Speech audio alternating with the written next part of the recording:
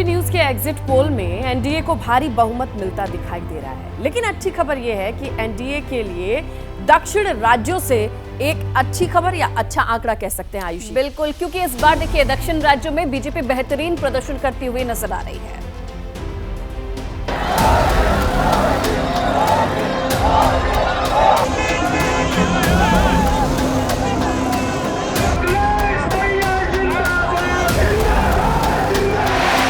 लोकसभा चुनाव के प्रचार का आगाज प्रधानमंत्री मोदी ने दक्षिण द्वार से किया था और दक्षिणी छोर पर ही चुनावी शोर को विराम भी दिया।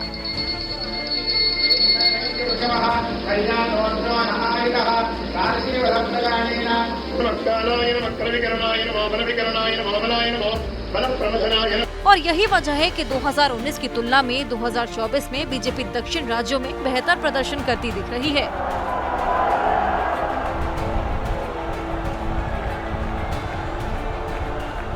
एबीपी न्यूज के महा एग्जिट पोल में एनडीए को भारी बहुमत मिल रहा है। दक्षिण राज्यों की बात करें तो केरल की कुल 20 सीटों में से 1 से 3 सीटें एनडीए के खाते में जाती दिख रही हैं, जबकि यूडीएफ को 17 से 19 सीटें मिल सकती हैं। अगर आप 2014 और 2019 का एक्सपीरियंस देखें तो हमारे भारतीय जनता पार्टी के क्या आंकड़े आए थे। Bharatiya Janata party by itself will get at least 10 to 15% more seat. Our vote share in Kerala has gone up to 22%. अब मुख्य रूप से बात यह है कि 4 तारीख को रिजल्ट आ ही जाएगा और मैं नहीं समझता कि कुछ सैंपल ले लें और उसके आधार पर पूरे लोकसभा सीट का आप सर्वे कर लें। तो इसमें अधिकांश समय हम लोगों ने देखा कि जो सर्वे आता है उसके उलट रिजल्ट आते हमने देखा है। बहुत सारी बातें सामने भी आ रही हैं।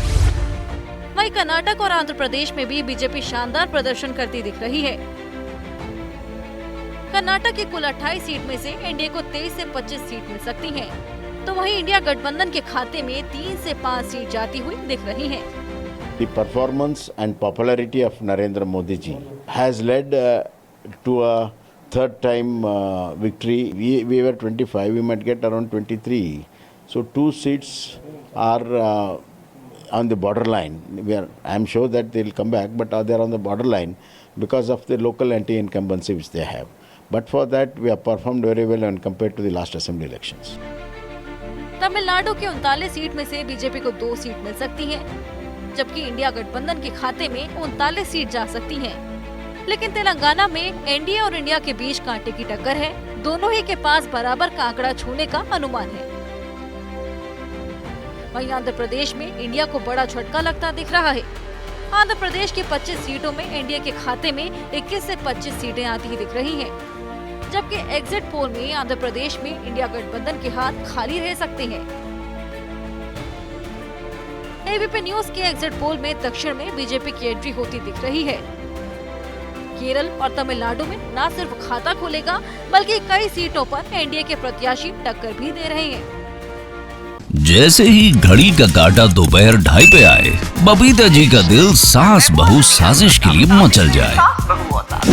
और ये है इनकी बहू, पूरे दिन ऑफिस की टेंशन हो जाए गॉन जब ये करें अपना फेवरेट शो फ्री टाइम पे ऑन। इनकी तरह आप भी देखें अपना फेवरेट शो अपने टाइम पर और डाउनलोड कीजिए एबीपी लाइव ऐप अपने स्मार्ट टीवी पर।